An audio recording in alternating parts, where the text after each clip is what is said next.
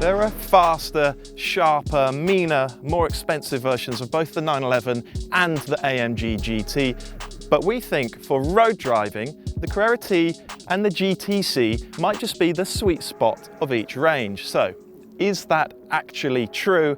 And which one of these two cars should be top of your list?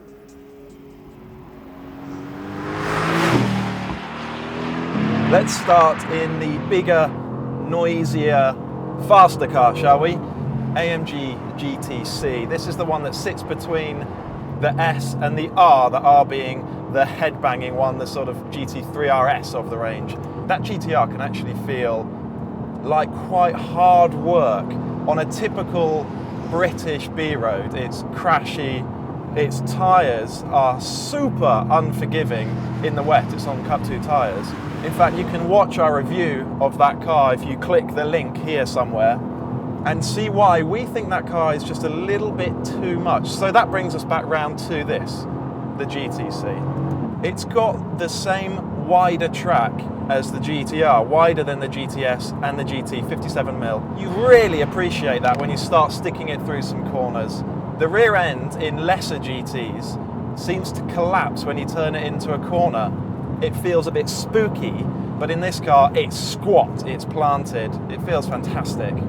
The steering has come such a long way in AMG GT since those very early cars. They were so darty, so light, so quick, that it took miles and miles to start feeling confident in the car, but from the first corner onwards, you feel how much more intuitive, how much calmer, how much more predictable the steering in this model is. What I really love about these GTs is that they're distinctive. If you took away the Mercedes badge here and masked everything in the cabin that gave away that it was a GT, I would still know what it was because I'm sat low. I've got this pillbox view out of the very narrow windscreen, long bonnet, steering wheel right here, to come along with a new car in a very congested sector of the market and build something that's individual and distinctive is super clever. So this GTC is more usable and actually sweeter to drive most of the time away from a circuit than the GTR, but it's sharper, it's faster, it's more agile, more responsive than the GTS and the GT. That does make it the sweet spot of the range. And so how does it compare to that 911? First of all, it feels big. Huge transmission tunnel, it feels wide, the end of the bonnet seems to be in another county, so it takes a little bit longer to feel comfortable in it on a narrow British road like this one. The engine is a monster, it's got a great soundtrack, it's turbocharged, but it still sounds fantastic. It's so sharp, so responsive, enormous performance. It's got 550 horsepower, which means it has 185 horsepower more than that 911. 185 horsepower is a lot. Martin Brundle would say that's enough to make your family saloon car move along very nicely. It rides well on this road. It doesn't feel overly firm, overly stiff. And once you are accustomed to the sheer size of it, it's really good to drive. It's exciting, it's fast, it's fun. I'm in no doubt whatsoever that this is the pick of the GT range.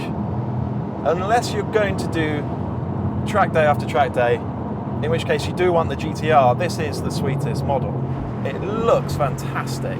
I think from the front three quarters, when you see it on the road, it could hardly look more purposeful, more aggressive. Those are all really important points. But I wonder if this car does enough to justify its price premium over that 911 Carrera T, because this car is £130,000. It's 44 grand more expensive than the 911, a huge amount. So I think we should jump in the other car and see if you really are getting your money's worth.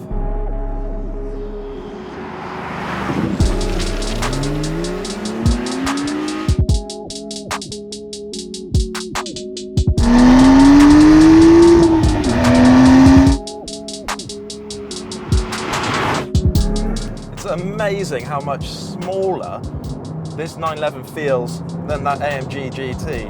Narrower, much shorter. You immediately have more confidence in the extremes of the car where they are. So you just feel more confident pressing on from the first mile. It also feels lighter. It is lighter at 1,500 kilograms. It's 200 kilos lighter than that GT, which really makes a difference. You just feel how much sweeter the car feels over the shape of the road. That GT is actually very good, but this thing is much better still. So fluid, so composed. It's remarkable actually, that trademark Porsche thing.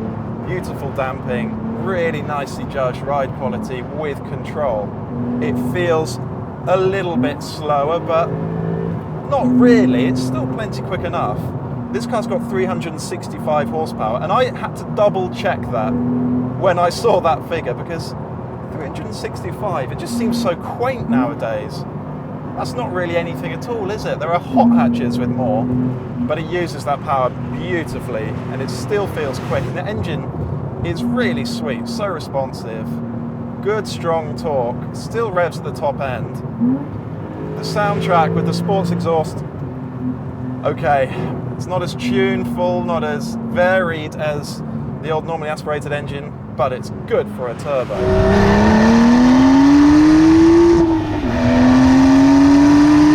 This car's got really sweet steering, better even than the AMGs, and it's lovely to drive. It really is. You've got more feel from the whole car. You feel more involved, more wrapped up in it.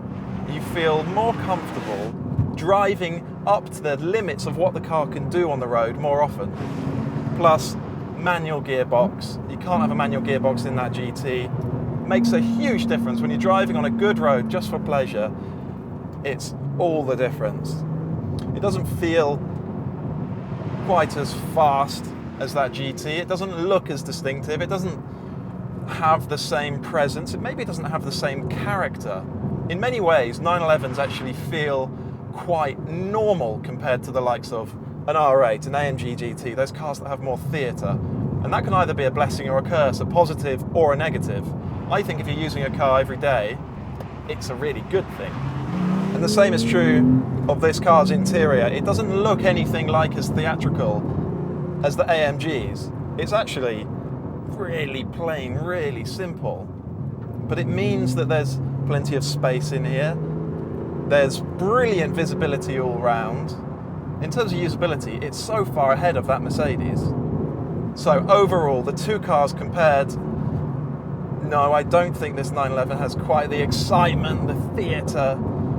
It doesn't have quite the same performance, but overall, it's the car that I would choose time and time again for a drive across a great road. It feels smaller, more agile, lighter, even sweeter damping, even better control, manual gearbox. It's the one that I just feel desperate to go and drive.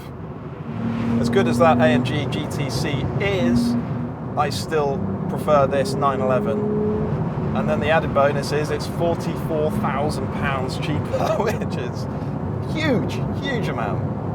So, second question, is the Carrera T the sweet spot of the 911 range? We've already agreed that the GTC is the sweet spot of the AMG GT range. I don't really think this car is. Not quite. Not when the range has the GT3 Touring with that gorgeous 6-speed manual gearbox, with that sensational 4-litre normally aspirated engine. That is far and away, for a road car, the sweet spot of the 911 range. However, it's also massively expensive. If you want to buy one now and you didn't get one from your dealer first time around, you're looking at £250,000. So it's different stratosphere. It's in a different place altogether. So within the rest of the 911 range, the rest of the Carrera range, if you like, you've got the GTS, fantastic to drive. You've got the base Carrera, also fantastic to drive. The truth about the Carrera T is it's actually not that different to other versions of the Carrera. So what have we got? We've got thinner glass in the rear and side windows to save a bit of weight, some sound deadening out. This car doesn't have the rear seats. All of that means a total weight saving compared to a normal Carrera of 5 kilograms. 5 kilograms. That's sort of the difference between having cereal for breakfast and a full English fry-up, isn't it? Although Porsche does point out that the Carrera T has got bigger wheels. It's got the limited slip differential. So if it didn't have all that stuff, the weight saving would be 20 kilograms, which is a bit more meaningful. You've also got Carrera T badging here and there. These fabric door pulls, which I know from personal experience, non-car people think they're just the worst. So this car, this 911 Carrera T, it doesn't give away anything to those other Carrera models. It's a gorgeous car to drive, it really is. It's not just brilliantly competent, brilliantly capable, it's also engaging and fun. It does all that emotional, tickly stuff as well that's actually more important. I just want to keep on driving this car, and ultimately, that's what matters, isn't it? No, I don't think the Carrera T is quite the sweet spot in the range. It doesn't stand out, but my God, what a car.